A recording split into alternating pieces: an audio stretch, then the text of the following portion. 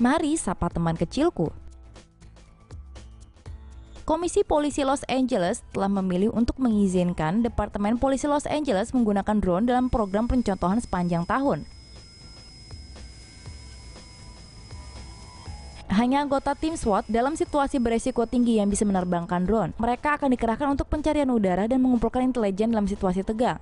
Drone juga akan digunakan dalam misi pencarian dan penyelamatan.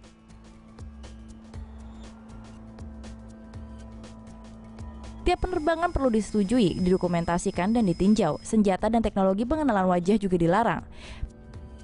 Pejabat Departemen Polisi Los Angeles berusaha untuk mengatasi masalah privasi dengan mengatakan bahwa pembatasan di tempat tersebut bersamaan dengan pengawasan yang kuat akan cukup. Meskipun banyak kritikus masih tetap waspada, komisi akan mengevaluasi kinerja program percontohan setelah 1 tahun untuk memutuskan apakah akan melanjutkannya atau tidak.